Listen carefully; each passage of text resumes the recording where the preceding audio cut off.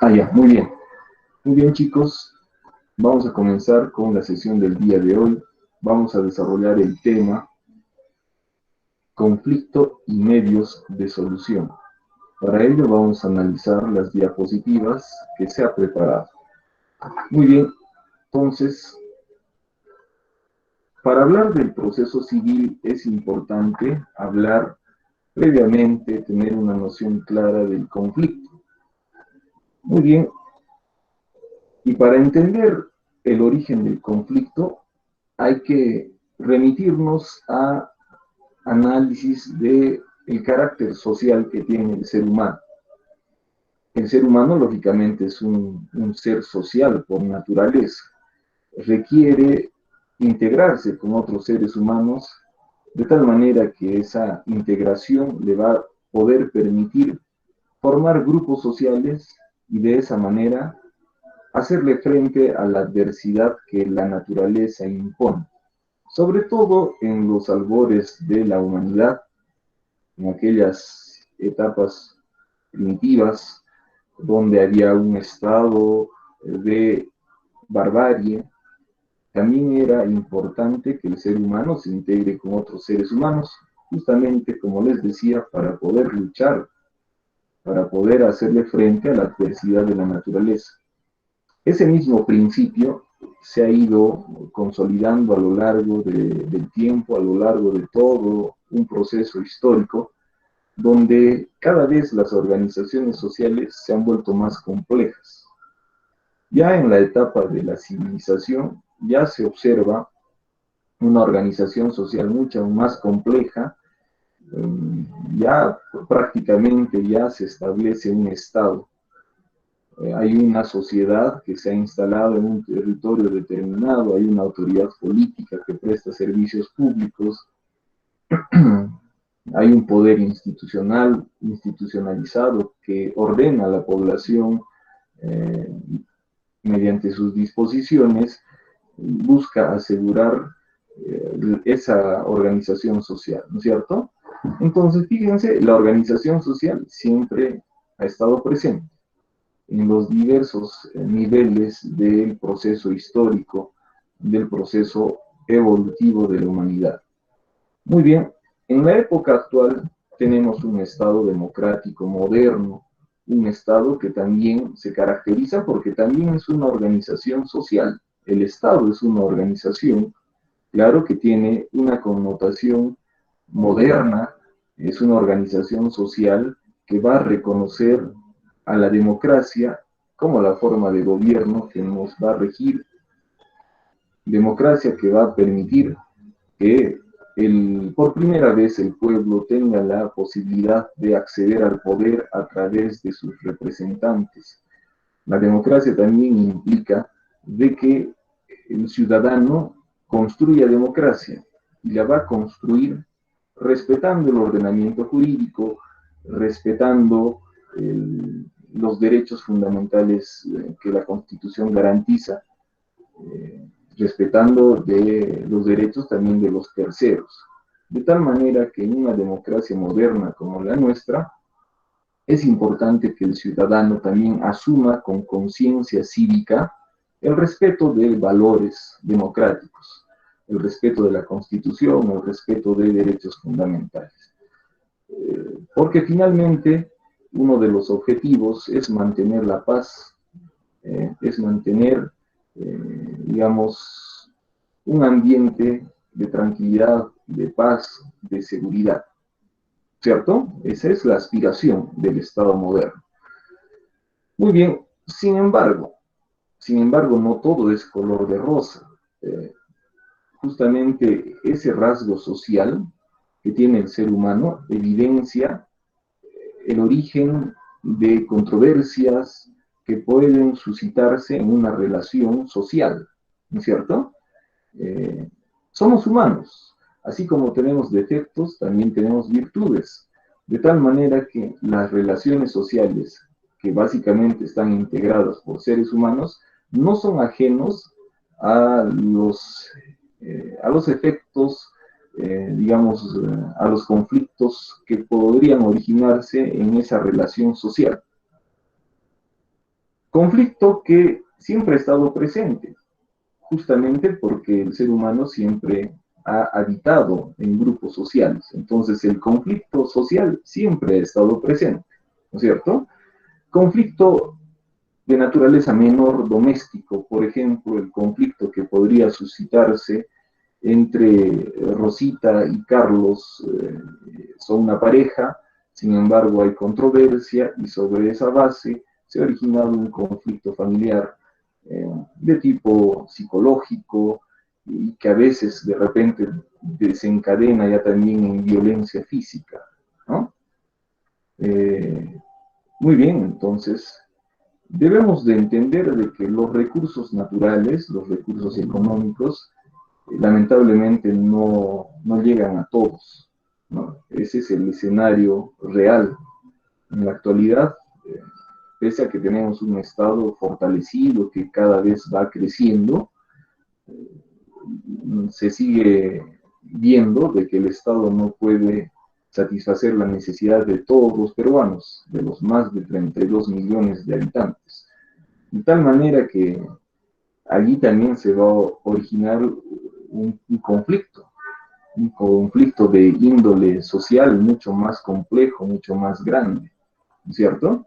Porque hay ciertos sectores, ciertos grupos sociales de nuestra población que no acceden de repente a servicios públicos y lógicamente ello va a originar, podríamos decir, controversia, polémica, que podría desencadenar un conflicto social más grande, superlativo, ¿no? Entonces, fíjate, el conflicto está presente en todos los escenarios, sean escenarios de índole familiar, sean de índole municipal, ¿cierto?, regional, y finalmente de índole nacional, ¿no es cierto?, y también mundial, ¿por qué no decirlo así? Muy bien, entonces, lógicamente, dentro de un Estado democrático, el conflicto tiene que solucionar. Se reconoce la existencia del conflicto.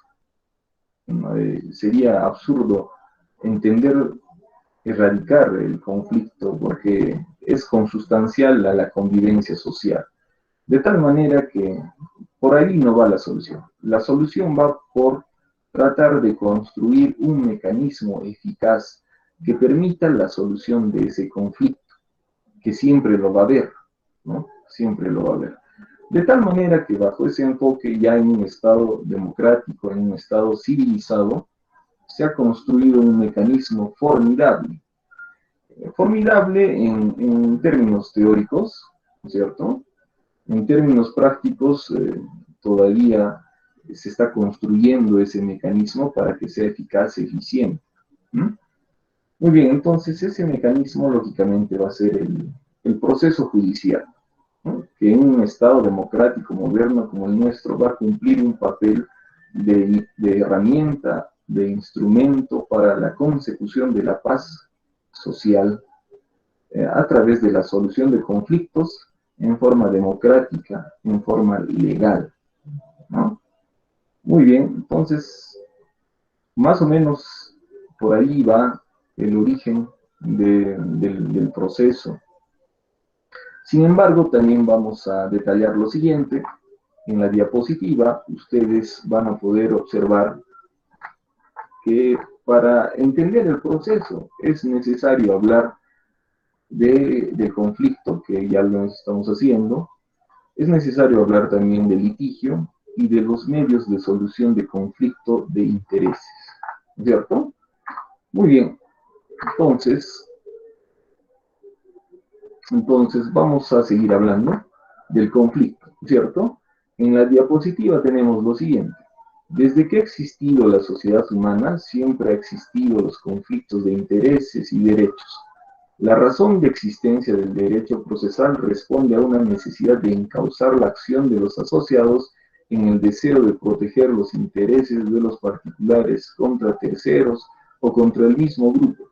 De esta manera, el proceso viene a ser un valioso instrumento en la solución de conflictos de intereses, ¿no? Finalidad. Finalidad concreta, resolver un conflicto de intereses haciendo efectivos los derechos materiales. Finalidad abstracta, lograr la paz social en justicia. Muy bien, dentro de un Estado democrático moderno se ha construido un mecanismo. Ese mecanismo es el proceso judicial, que va a cumplir dos finalidades. Una finalidad concreta, resolver el conflicto de intereses. Resolver el problema que puede haber entre Rosita y Carlos, ¿no? Resolver el problema de connotación real, por ejemplo, que puede suscitarse entre Julio y entre Carlos, respecto, digamos, a la reivindicación de un inmueble, ¿no? Entonces, fíjate, allí un mecanismo que busca asegurar la democracia, que busca que la solución sea democrática, viene a ser el proceso judicial, de tal manera que la finalidad abstracta de este proceso vendría a ser lograr la paz social en justicia. Finalidad abstracta. Tenemos por un lado finalidad concreta. El proceso busca solucionar el conflicto de intereses entre Rosita y Juancito, o entre Julio y Carlos, ¿no? A través del proceso judicial. Finalidad abstracta. El proceso busca materializar, lograr la paz social, que la sociedad esté llena de paz, de tranquilidad, ¿no? Muy bien. Sigamos. Vamos a hablar ahora del litigio. Les comentaba de que la sociedad y el rasgo social que tiene el ser humano, lógicamente, hace de que nos juntemos con otros seres humanos y nos integremos en grupos sociales, ¿no es cierto? Y consustancial a ese rasgo social es que aparezcan controversias, dilemas, finalmente somos seres humanos, somos proclives a alguna controversia con el vecino, con nuestra pareja, pero si no es bien manejada esa controversia, puede desencadenar un conflicto mucho mayor, que necesariamente va a tener que solucionarse ya no en forma llana, en forma autocompositiva, sino que va a recurrirse a la heterocomposición, es decir, a la presencia de un tercero ajeno al conflicto, pero que de manera imparcial solucione ese problema. Muy bien, de tal manera que para entender todo esto es importante entender el concepto de litigio. Muy bien. El concepto de litigio va a presentar los siguientes elementos. La existencia de dos sujetos, uno que pretende y otro que resiste. Muy bien, por un lado tenemos a Julio. Doctor. Julio lo que tiene, por ejemplo, él es dueño de una propiedad, él es dueño de un bien inmueble. Muy bien, y resulta que Julio lo ha alquilado a Carlos, ¿ya? Y Julio se fue a vivir, se fue a Lima, pero dejó, digamos, al cuidado de ese bien inmueble a Carlos, ¿no? Pasaron años, resulta que Julio se enfermó, no pudo, digamos, materializar, concretizar su derecho de propiedad, sin embargo, este sigue vigente, ¿no es cierto? Pero en el transcurso del tiempo, Carlos abre los ojos y aprovechando de que de repente hay una institución que viene a ser la prescripción adquisitiva, empieza a ejercitar, digamos, conductas de propietario en ese bien que originariamente pertenece a Julio. De tal manera que después de que han pasado más de 7 años, Julio ya está recuperado y Julio quiere saber qué ha sido de su propiedad. Así que regresa al Cusco, toca la puerta de su bien, del inmueble, y se da con la sorpresa de que Carlos ha cambiado, digamos, la dirección, ha cambiado el nombre, ¿no es cierto? Ha puesto su nombre en el trámite administrativo, de tal manera que estaría fungiendo de propietario. Ante esa situación empieza a originarse un conflicto. Julio le reclama a Carlos y le dice, oye, Carlos, tú te estás aprovechando, aquí yo te he entregado el bien en alquiler. Eso no significa que te lo haya entregado en propiedad. Y Carlos ya también le dice lo contrario. ¿Sabes qué? El tiempo ha pasado y el tiempo ha servido para que yo sea reconocido como propietario. De tal manera que allí hay una controversia que va a tener que solucionarse en forma democrática, en forma pacífica. No podría recurrirse, digamos, a la usurpación, no podría recurrirse a la autotutela, es decir, al ejercicio personal de la justicia. Tendría que recurrirse a un tercero ajeno. Y en este caso, lo que va a tener que hacer Julio, va a tener que iniciar un proceso de reivindicación. Muy bien, entonces en este ejemplo vamos a observar la existencia de dos sujetos. Por un lado, Julio vendría a ser el sujeto que pretende la reivindicación del bien. Y por otro lado tenemos a Carlos. Carlos se resiste a esa pretensión. De tal manera que aquí tenemos dos roles ya asumidos. Julio vendría a ser el demandante y Carlos vendría a ser el demandado.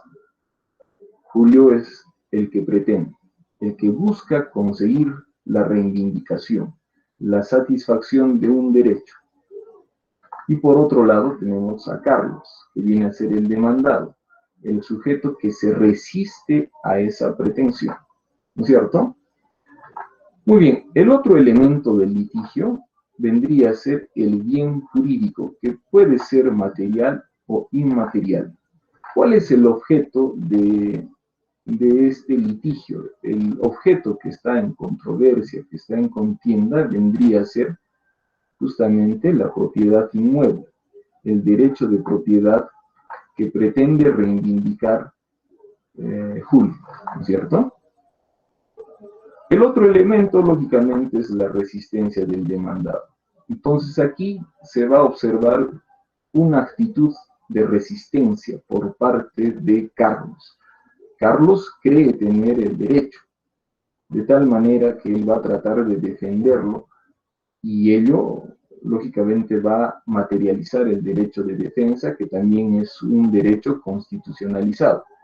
Finalmente, la solución la va a desarrollar, se va a desarrollar a través de un proceso civil, un proceso que justamente va a encaminarlo un tercero ajeno a ese conflicto, que va a ser el juez. ¿No es cierto? Muy bien, entonces, ¿cuál es el concepto de litigio? Litigio es la controversia jurídicamente trascendente que constituye el punto de partida o causa determinante de un proceso, de una autocomposición o de una autodefensa.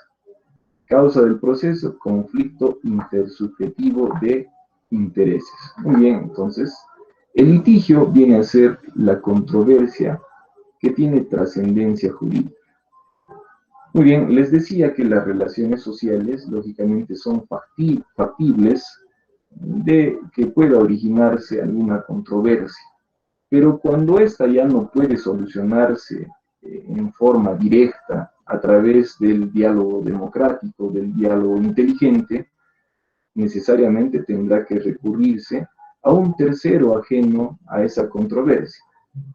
Cuando ese conflicto tiene trascendencia jurídica, necesariamente va a tener que recurrirse al mecanismo del proceso judicial para solucionar ese conflicto a través de la investidura que el Estado le va a entregar al juez, que tiene todas las potestades de dirección, potestades de coerción para poder solucionar el conflicto de intereses. Muy bien, les he hecho mención a varios términos hasta aquí, que los vamos a desarrollar. Hemos hablado de autotutela, ¿no es cierto? Autocomposición y heterocomposición. Muy bien, entonces ahora los vamos a desarrollar. Vamos a hablar sobre la autotutela. La autotutela es una forma de solución de conflictos, pero arbitraria. Por ejemplo, cuando se usa la fuerza y se impone la pretensión en la voluntad de otra persona. Por ejemplo, hay un conflicto de pareja entre Roberto y Marta, ¿no es cierto? Y resulta que Marta le dice, oye Roberto, ¿sabes qué? No me estás dando dinero para la mantención del hogar, de tal manera que tú tienes que conseguir los medios justamente para mantener nuestro hogar. Roberto le dice, ¿sabes qué? No hay trabajo, estamos en pandemia y lamentablemente no hay trabajo, ¿no? Fíjate esa situación real que sucede, ¿no es cierto?, en nuestro medio. Es común y corriente. Va a originar un problema. Con el transcurso del tiempo, seguramente este problema no va a poder solucionarse, no va a poder manejarlo Roberto ni Marta, de tal manera que desencadena un conjunto de violencia física y psicológica por parte de ambos, ¿no? Marta le empieza a decir, a reclamar ya con argumentos, ya con diatribas, con insultos, ¿no es cierto? Oye, tú eres un egoísta, no eres, digamos, alguien egoísta, que no quiere buscar trabajo, ¿no? En otras palabras, eres un vago, ¿cierto? De tal manera que reacciona también Roberto, ¿no? Oye, tú también, de la misma manera, tienes esos mismos calificativos, ¿por qué no buscas trabajo tú? De tal manera que al final se desencadena una ola de violencia física, donde hay maltrato por parte de ambos. Ambos han llegado a las manos, ¿eh? Se han arañado, se han empujado, se han golpeado, ambos presentan moretones, qué sé yo. Muy bien, entonces aquí la solución ya necesariamente va a tener que realizarse a través de recurrir a un proceso judicial, ¿no es cierto? Muy bien, entonces, pero imagínense, si la solución, digamos, se daría entre los dos, ¿no es cierto? Se estaría hablando de una especie de autotutela, ¿no? Entonces, la autotutela va a ser la solución del conflicto, pero de forma arbitraria, de forma impositiva. Si, por ejemplo, en este caso Roberto le impone la solución, ¿sabes qué? ¿Sabes qué, Marta? Ya no me molestes, ¿ya? Y desde ahora las cosas se van a hacer así, como yo las digo, y tú te vas a ir a trabajar. Es más, a mí me vas a mantener, ¿no? Es un ejemplo, ¿no? Es un ejemplo. De tal manera que allí la solución, lógicamente, es arbitraria, impositiva. La autotutela es una figura que ya no se utiliza en un escenario civilizado. Es más propio de la barbarie, del salvajismo, de aquellas sociedades donde primaba la ley del ojo por ojo, diente por diente, ¿no es cierto? Eh, por ejemplo, tenemos a Caldeo Asiria. En Caldeo Asiria había el famoso código de Hammurabi, que básicamente se resumía justo en el ojo por ojo, diente por diente. De tal manera que si a alguien se le habría vulnerado su derecho a la vida, por ejemplo, los parientes de esa persona tenían el derecho de quitarle la vida al pariente o finalmente al mismo que ha producido ese crimen, ¿no? Pero en forma directa, sin la participación de la autoridad, sino que estaba habilitada la autotutela, que uno aplique la venganza, ¿no? Pero lógicamente se ha dado en un escenario distinto al nuestro.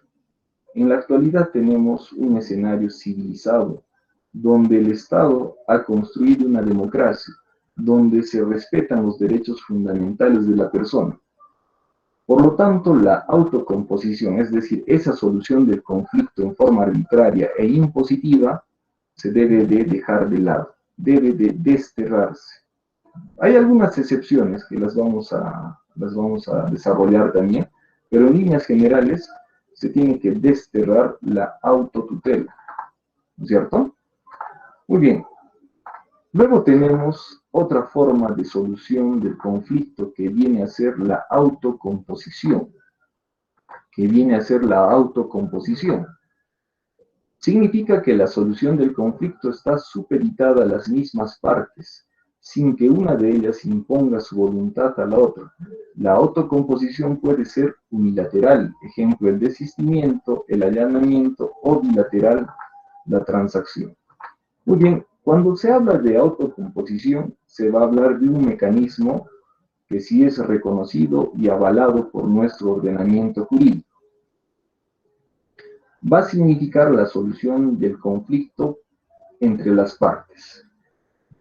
Por ejemplo, Roberto y Marta se han sentado, ¿no es cierto?, a conversar y a allanar sus problemas. De mutuo acuerdo, ellos están acordando de que cada uno de ellos va a buscar trabajo y de esa manera cada uno de ellos va a aportar para mantener ese hogar. Allí hay una solución, un convenio entre ambos, ¿no es cierto? De tal manera que la solución del conflicto ha sido creado, desarrollado justamente por las voluntades de ambas personas, en forma pacífica, por supuesto. Esa misma figura va a significar, para que pueda entenderse, por ejemplo, el desistimiento. El desistimiento es cuando, por ejemplo, tenemos el caso de Julio y Carlos, ¿no es cierto?, sobre el bien inmueble. Julio ha demandado la reivindicación del bien inmueble a Carlos. Carlos, como demandado, se está resistiendo a esa pretensión. En el transcurso del proceso puede haber un desistimiento de Julio, es decir, que Julio desiste de esa pretensión, ya no quiere seguir con el proceso, ya no quiere seguir con esa pretensión. ¿Por qué motivos? Julio lo sabrá, pero ya no quiere continuar con su pretensión. Desistimiento. Tenemos el allanamiento. Cuando, por ejemplo, en el caso que les estoy poniendo, Carlos se allana a la pretensión de Julio, es decir, Carlos está de acuerdo, reconoce la pretensión de Julio, es decir, efectivamente, el bien le pertenece a Julio, me allano a su pretensión. De tal manera que allí hay una forma de solución del conflicto de forma autocompositiva, que va a tener un efecto, lógicamente, en el proceso. Este va a terminar en forma rápida, ¿no es cierto? En síntesis, la autocomposición viene a ser la solución del conflicto por ambas partes, pero en forma democrática, aplicando un diálogo inteligente. Allí podríamos tener otras figuras, por ejemplo, la negociación, ¿no es cierto? La negociación, que justamente va a significar que ambas partes convengan, se retribuyan, digamos, obligaciones recíprocas, de tal manera que el problema se solucione. Así como el ejemplo que les he puesto entre Marta y Roberto. Ambos se han sentado en la mesa, han conversado y han convenido en que cada uno de ellos va a buscar un trabajo y van a mantener ambos en forma equitativa el hogar. Luego tenemos otra forma de solución del conflicto de intereses, que viene a ser la heterocomposición. Y aquí se va a hacer referencia a la presencia de un tercero ajeno al conflicto. Es decir, se necesita la presencia de una persona que no forma parte de esa relación, de ese conflicto de intereses. Es un tercero ajeno a ese conflicto que va a solucionar el problema, que va desarrollar una decisión que sea el resultado de un proceso donde se le haya dado la oportunidad a ambas partes de ser escuchados, donde se le haya dado la oportunidad a ambas partes de ofrecer los medios probatorios más convenientes para sustentar su posición. Entonces ya empieza a hablarse del proceso judicial. En el proceso judicial se va a tener la presencia de un tercero ajeno a esa relación en conflicto, que va a personificarse en el juez. El juez va a ser quien va a solucionar el problema, ya que se han agotado todas las vías de autocomposición para la solución del problema. Entonces ahora es necesaria la presencia de un tercero que solucione el problema, que solucione el conflicto de intereses. En el caso de Julio y Carlos, se ha iniciado el proceso de reivindicación de tal manera que quien lo va a solucionar es el juez, y el juez es un tercero ajeno a esa relación sustancial y material. Muy bien, pero hablar de heterocomposición también implica hablar de otros mecanismos de solución de conflictos. Por ejemplo, tenemos la conciliación y tenemos el arbitraje. En ambos mecanismos se observa también la presencia de un tercero ajeno a la relación en conflicto. En caso de la conciliación, tenemos un conciliador que va a coadyuvar a que se solucione el problema, que va a brindar las alternativas para solucionar el problema. Es un tercero ajeno a la relación en conflicto. En caso del arbitraje, de igual manera, tenemos un tercero. En este caso vendría a ser el árbitro. El árbitro, de igual manera, tiene el papel imparcial, ¿no es cierto? Es imparcial, es un tercero imparcial que busca solucionar también el problema. Pero la figura clásica viene a ser el proceso judicial. Entonces, tenemos ese mecanismo democrático, producto, digamos, del reconocimiento, del respeto al ordenamiento jurídico, que va a ser un servicio que va a prestar el Estado.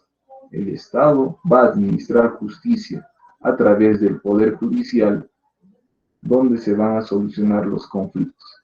Ello desde un enfoque teórico, desde un enfoque doctrinario, ¿no? En la práctica, lógicamente, se va a encontrar una serie de defectos y deficiencias también en el proceso civil, ya que este demora mucho tiempo. La solución de un problema, del problema de Julio y el problema de Carlos respecto al bien inmueble, en términos concretos y objetivos, demandaría más o menos un tiempo considerable, unos 5 o 6 años en algunos casos, ¿no? Pero se tiene también otros ejemplos de procesos que duran 10, 20 años, procesos que se heredan inclusive, ¿no? Lógicamente, bajo ese escenario, no podría decirse de que el proceso es un mecanismo que busca justicia, que busca solucionar conflictos. Aquí hay que tener mucho cuidado, ¿no? Por un lado, estamos analizando desde un aspecto teórico, pero en la práctica también hay muchas deficiencias que generalmente se originan por el ser humano y sus intereses, ¿no? Lamentablemente hay actitudes que no sirven para construir un proceso adecuado y eficiente, ¿no? Y aquí tiene que ver mucho el ser humano, los sujetos del proceso que a veces aplican o interponen recursos que no deberían de interponerse. La intención solamente es la de dilatar el proceso y no de esclarecer los hechos. Si eso es así, lógicamente el proceso se va a convertir en un mecanismo que no sirva ni se armonice con los valores de justicia, paz social, porque en un escenario real de esa manera, seguramente los que han tenido algún proceso judicial podrán advertir de que la inversión no solamente es de dinero ni de tiempo, sino que también hay una inversión emocional. Ser litigante, lógicamente, arrastra una inversión de tiempo, de dinero, pero sobre todo de tranquilidad personal, de tranquilidad emocional, de tal manera que bajo este criterio lo que yo recomendaría es de que los conflictos traten de solucionarse en forma autocompositiva, a través del diálogo democrático, a través del convenio, a través de concesiones recíprocas. No les recomendaría llegar hasta un proceso judicial porque en la coyuntura real van a experimentar ustedes una serie de, digamos, de decepciones, ¿no? Sin embargo, desde un punto de vista teórico, lógicamente el proceso se convierte en un mecanismo que busca justicia social, ¿no? Pero desde un punto de vista práctico, lógicamente hay mucho por superar todavía. Muy bien, prosigamos con lo nuestro. Muy bien. Muy bien. Hay algunas excepciones de la autotutela, ¿no es cierto? Se había señalado que la autotutela es hacerse justicia por mano propia.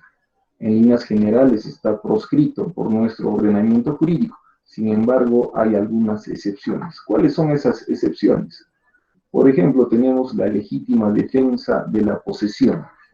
Ello está en el artículo 920 de nuestro Código Civil. Vamos a dar lectura a ese artículo. A ver, el artículo 920 dice lo siguiente. El poseedor puede repeler la fuerza que se emplee contra él y recobrar el bien sin intervalo de tiempo, si fuere desposeído, pero en ambos casos debe abstenerse de las vías de hecho, no justificadas por las circunstancias. Uno puede recuperar el bien, pero tiene que ser proporcional. Lógicamente no puede recurrir, digamos, a conductas que tengan que ver con el crimen, que podrían fácilmente tipificarse como delito. Tenemos otra excepción, la defensa legítima. Ello está establecido en el artículo 20 del Código Penal, ¿no? Es más o menos como el ejemplo de un empresario que estaba siendo asaltado, ¿no es cierto? Y estaba siendo amenazado con disparos, con armas de fuego, pero los delincuentes no se habían dado cuenta de que este empresario tenía armamento, ¿no? Válido legalmente, de tal manera que ahí la legítima defensa es un instituto que permite que uno defienda su vida frente a un escenario de esta naturaleza, ¿no? En la práctica también se le ha procesado a este empresario y está tratando de hacer prevalecer el derecho a la legítima defensa, ¿no? Finalmente allí creo yo que se solucionará a favor del empresario, ¿no? Si es que prevalece la legítima defensa. Muy bien, tenemos el derecho de retención que está reconocido en el artículo 1123 del Código Civil.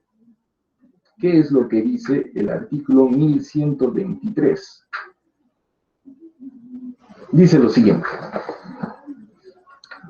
Por el derecho de retención, un acreedor retiene en su poder el bien de su deudor si su crédito no está suficientemente garantizado.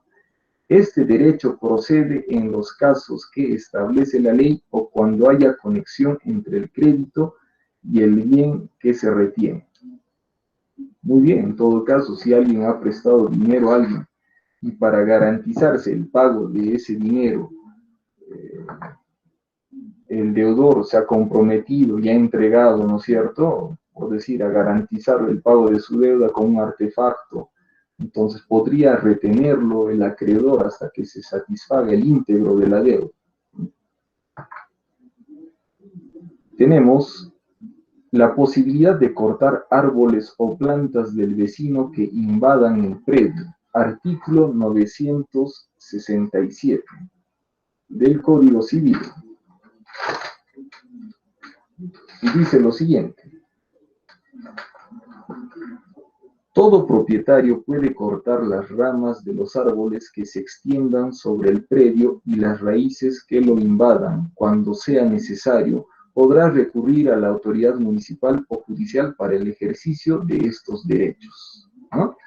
Entonces, allí tenemos un listado de excepciones que reconocen de alguna manera el ejercicio de la autotutela.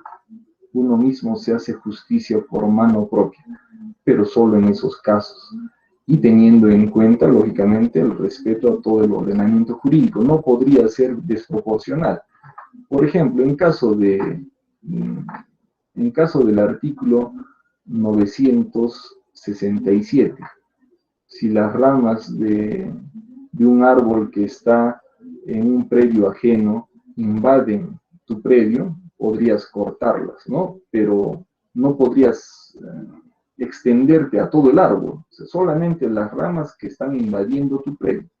Ir más allá ya implicaría abusar de ese derecho, lo cual te traería muchos problemas, ¿no? Pero fíjate, son excepciones a la autotutela, pero previamente yo recomendaría de que, al menos en este caso, siempre se converse con el vecino, de tal manera que puedan llegar a un acuerdo. ¿Sabe qué, vecino? Su árbol, las ramas de su árbol están creciendo ya en mi patio, ¿no es cierto? Y lógicamente eso me está perjudicando. Le pediría a usted de que usted mismo pode ese árbol de tal manera que crezca el árbol en forma direccionada, ¿no es cierto?, dentro de su predio. Entonces, siempre va a ser necesario recurrir al diálogo democrático e inteligente para solucionar problemas. Actuar de manera directa, recurrir directamente al Poder Judicial, creo yo que es una acción que no justamente va a concretar el diálogo democrático, ¿no? Dejémoslo como la última razón, es el último mecanismo. Ya cuando no se puede hacer nada, allí recién iniciaremos por necesidad el proceso judicial. Mientras tanto, tenemos otros mecanismos que les he comentado, ¿no? La negociación, inclusive la conciliación también podría utilizarse, y además es un requisito para iniciar procesos judiciales, ¿no? Ello para evitar justamente la carga procesal. Los órganos jurisdiccionales están llenos de una carga procesal, están llenos de trabajo, de tal manera que aumentar esa carga procesal va a significar que nuestro proceso sea atendido en mucho tiempo. Entonces, ¿para qué recurrir a todos a esa herramienta? Mejor recurrir al diálogo democrático, recurrir al diálogo inteligente, recurrir a la negociación, al previo acuerdo con la otra parte, ¿no? Dentro de un escenario como el nuestro, creo que decir todo esto es importante para que ustedes se formen como abogados que solucionen problemas y que no los agraven, porque recurrir directamente al proceso judicial significa agravar el problema en un escenario como el nuestro, donde muchas veces el proceso judicial no se alinea con los valores de justicia, con los criterios de celeridad y responsabilidad, ¿no es cierto? Entonces, en un escenario de esa naturaleza, iniciar un proceso judicial significaría agravar aún más el problema. Por tanto, ustedes como abogados, como futuros abogados, tienen que inclinarse por la autocomposición, es decir, por la solución del problema por parte de los sujetos de esa relación en controversia, que las mismas partes sean las que solucionen el problema, sin ánimos de recurrir al Poder Judicial. Y ustedes, como futuros abogados, mantengan ese criterio, difundan ese mensaje, ¿no? Finalmente, el proceso judicial ha sido mal utilizado en muchos casos, hasta podría entenderse que es un mecanismo de venganza, ¿no? En el caso de Roberto y de Marta, tranquilamente podría considerarse el proceso de alimentos que le ha iniciado Marta, o finalmente la denuncia que ha interpuesto Marta por violencia familiar, podría considerarse ya como un mecanismo de venganza inclusive, que busca perjudicar a tal punto de quitarle todas las libertades a Roberto, de tal manera que en ese escenario, bajo esas condiciones, tendríamos un mecanismo desproporcional, un mecanismo irrazonable, ¿no? Fíjate las dimensiones que ha asumido el proceso en un escenario como el nuestro. Muy bien. Muy bien, les había comentado sobre la autocomposición. Vamos a desarrollar algunos puntos a efectos de puntualizar, de reforzar. Muy bien, tenemos el desistimiento. El desistimiento es una actividad compleja cuya causa eficiente reside en una declaración de voluntad hecha por el demandante o recurrente, por el cual anuncia su deseo de no continuar con la pretensión que interpuso. El desistimiento del proceso se hace valer antes de que haya producido efectos el proceso. Se caracteriza por ser un acto unilateral del demandante o demandado, ¿no? En el caso del ejemplo que les puse entre Julio y Carlos, Julio se desiste de su pretensión, ya no quiere seguir con el proceso, por X razones. Por ejemplo, se ha dado cuenta de que va a perder tiempo, va a perder dinero, va a perder amigos, así que ya no quiere seguir con el proceso. Y eso es válido. Tenemos otra institución, el allanamiento. Es la actitud autocompositiva propia de la parte demandada, por la cual admite someterse a la pretensión del actor sin ninguna resistencia. Entonces no habrá audiencia alguna, simplemente se emitirá la resolución que apruebe el allanamiento del demandado. El allanamiento se puede dar en cualquier estado del proceso antes de la sentencia. Muy bien, entonces el demandado considera que la pretensión es real, es cierta, y ya no quiere seguir con el proceso. Así que acepta la pretensión del demandante, de tal manera que eso contribuye a que el proceso termine también de forma rápida. Tenemos la transacción, es de carácter bilateral, se da para poner fin a la cuestión litigiosa. El proceso que concluye por transacción adquiere la categoría de cosa juzgada y no puede dar lugar a un nuevo proceso por un tercero derivado de la propia transacción. Iniciado un proceso, por decir, entre Julio y Carlos, proceso de reivindicación de un bien inmueble, en el transcurso de ese proceso, ambos se dan cuenta de que seguir con ese proceso va a generar tiempo, dinero, inversión emocional, de tal manera que ellos no están dispuestos a fracasar en esas dimensiones. De tal manera que aplican el instituto de la transacción, de tal manera que ambos se conceden, digamos, concesiones recíprocas para solucionar el problema. Muy bien, entonces es un mecanismo de autocomposición. Muy bien, tenemos algunos casos de improcedencia del allanamiento. Muy bien, son los siguientes. El Código Procesal Civil, en su artículo 332, autoriza al juez para declarar improcedencia del allanamiento cuando El demandado no tiene capacidad para disponer del derecho en conflicto. El apoderado o representante del demandado carece de facultad para allanarse.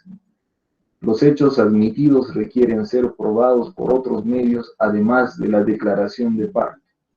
El conflicto de intereses afecta el orden público o las buenas costumbres. El conflicto de intereses comprende derechos indisponibles. Habiendo litis consorcio necesario, el allanamiento no proviene de todos los demandados. Presume la existencia de fraude o dolo procesal. Advierte que la sentencia a dictarse va a surtir efecto en contra de un tercero no emplazado. El demandado es el Estado u otra persona de derecho público, salvo que su representante tenga autorización expresa. Muy bien, entonces no se va a poder desarrollar el allanamiento en los casos mencionados. Finalmente vamos a puntualizar el instituto de la heterocomposición, ¿no es cierto?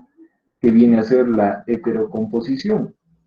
Va a ser la solución de la controversia que tiene trascendencia jurídica a través de un tercero ajeno a esa relación. Puede materializarse la heterocomposición en la conciliación, el arbitraje y en forma clásica a través del proceso judicial. Superada la etapa de autotutela o justicia por mano propia, se hace menester recurrir a diversos mecanismos que permitan encontrar la solución que necesitan los individuos en conflicto. La heterocomposición supone la intervención de un tercero ajeno a la cuestión controvertida, caracterizado por su imparcialidad, ¿no? La heterocomposición es una forma evolucionada e institucional de solución de los conflictos e implica la intervención de un tercero. Los casos de heterocomposición los tenemos en la conciliación, el arbitraje y en forma clásica en el proceso. De tal manera que aquí vamos a darles este dato también. Aquella relación que se desarrolla, ¿no es cierto?, comúnmente en nuestro medio. Por ejemplo, tenemos a Julio y tenemos a Carlos. Julio le ha alquilado el inmueble a Carlos, ¿no es cierto? De tal manera que allí se ha establecido una relación jurídica sustancial, una relación jurídica sustantiva. Muy bien, si es que se suscita una controversia entre Julio y Carlos, lógicamente va a tener que utilizarse los medios, principalmente los medios alternativos de solución de conflictos.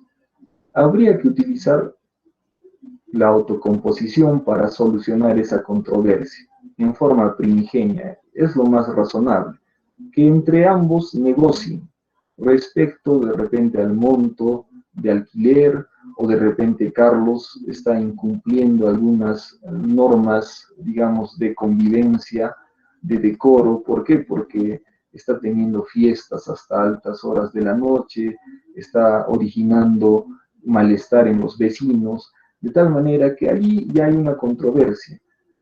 Así que Julio, utilizando el diálogo democrático, utilizando esas facultades autocompositivas, lo que tiene que hacer es ir a conversar con Carlos. Y Carlos, de igual manera, tiene que asumir con conciencia cívica que él es responsable de mantener también la tranquilidad en el vecindario. Así que si ambos son inteligentes, ambos están de acuerdo, ambos asumen con conciencia cívica su papel de ciudadanos, lo más probable es que el problema se solucione en ese escenario en forma directa y autocompositiva. Pero si por el contrario tenemos, digamos, una mala actitud por parte de Carlos, y Carlos le dice, ¿sabes qué? Es mi derecho, tú me has alquilado el bien y por lo tanto yo puedo hacer lo que desee dentro de, digamos, dentro de la habitación, dentro del inmueble. Si quiero puedo andar desnudo, si quiero puedo hacer fiestas, aumentar el sonido. Finalmente estoy dentro de, digamos, dentro de mis facultades como arrendatario. Allí la controversia, lógicamente, se va a maximizar. Ya no va a poder solucionarse a través del diálogo democrático en forma directa. Julio tendrá que recurrir a otros medios alternativos de solución de conflictos. Tendrá que iniciar la conciliación. Es un requisito previo para iniciar el proceso judicial de carácter patrimonial, ¿no es cierto? Entonces tendrá que recurrir al Instituto de la Conciliación. Tendrá que invitársele a conciliación a Carlos. Y Carlos allí ya va a entender de que se está metiendo en problemas, porque ya se le ha notificado, ¿no es cierto?, una invitación a conciliación. Entonces Carlos, si es consciente, si tiene actitud cívica, si representa ya una madurez emocional y de ciudadano, entenderá que ya se está metiendo en problemas. Y lo más razonable es que asista a ese centro conciliatorio a establecerse una solución pacífica, ¿no? Pero si Carlos no va a esa invitación al centro de conciliación, va a demostrar que sigue con la intransigencia, de tal manera que se da por fracasada la conciliación y ya Julio estaría en un estado de necesidad, ya cubriría la legitimidad para obrar, ya estaría en un estado de necesidad para recurrir al proceso judicial y no habría otra forma de solucionar el problema, recurriendo al proceso judicial. Más o menos esa es la vía que se debe de seguir. Muy bien, entonces esa relación jurídica sustancial que se ha desarrollado entre Julio y Carlos tiene el nombre de relación jurídica sustantiva, relación jurídica sustancial. Si el conflicto, la controversia se maximiza, se agrava, se mantiene, necesariamente Julio va a tener que iniciar el proceso judicial, previo al cumplimiento de la conciliación que les he mencionado. De tal manera que allí en el proceso se tiene que mantener coherencia con esa relación jurídica sustantiva. Es decir, Julio tiene que demandar solamente a Carlos, no puede demandar a Roberto, a Marta, a Waldir, solamente tiene que demandarlo a Carlos. ¿Por qué? Porque se tiene que mantener coherencia con la relación jurídica sustantiva o sustancial. Esa relación va a tener el nombre de relación jurídica procesal, ya en un escenario de proceso judicial. Si esa armonía entre esa relación jurídica sustancial y esa relación jurídica procesal se mantiene la armonía, allí se va a hablar de legitimación para obrar, ¿no? De legitimidad para obrar, ¿no? ¿Y cuándo se va a hablar de interés para obrar? Se va a hablar de interés para obrar cuando Julio ha agotado todas las vías, todos los mecanismos alternativos de solución de conflictos, ha agotado la vía del diálogo democrático, de la negociación, ha agotado la conciliación, ha agotado todos esos mecanismos y no ha habido fruto.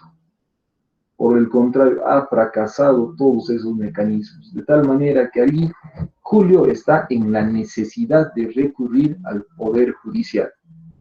Ese estado de necesidad se llama interés para obrar, ¿no? Entonces, tenemos por un lado la legitimidad para obrar, que viene a ser la armonía que debe de existir entre la relación jurídica material y la relación jurídica procesal. Y por otro lado tenemos al interés para obrar, que viene a ser el estado de necesidad que tiene Julio de recurrir al Poder Judicial.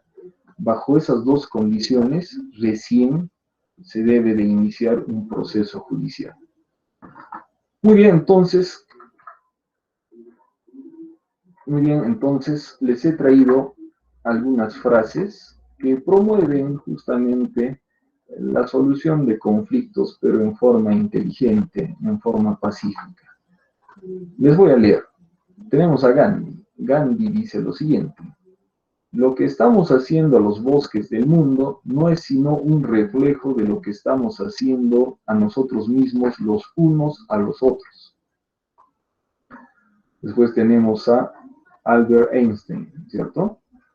Dice lo siguiente: cuando me preguntaron sobre algún arma capaz de contrarrestar el poder de la bomba atómica, yo sugerí la mejor de todas, la paz. Tenemos otra frase célebre de Ralph Waldo Emerson. Dice lo siguiente: la paz no puede lograrse a través de la violencia, solo puede lograrse mediante la comprensión. Y finalmente tenemos un pensamiento oriental, y es muy interesante. Escuchen esto: si pierde su riqueza, no ha perdido nada. Si pierde su salud, habrá perdido algo. Pero si pierde su paz interior, lo habrá perdido todo. Son frases que tienen mucha implicancia práctica, ¿no? Pero el mensaje va en el sentido de que ustedes deben de formarse como profesionales, abogados que busquen solucionar problemas.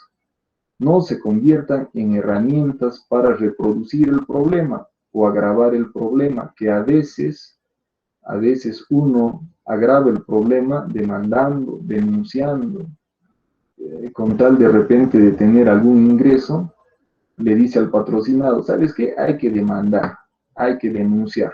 Lo primero que se hace es demandar, denunciar, y no necesariamente en un escenario actual como el nuestro, eso te aseguraría justicia. Por el contrario, al patrocinado lo vas a supeditar a un contexto de fracasos, de pérdida de dinero, de tiempo, ¿eh?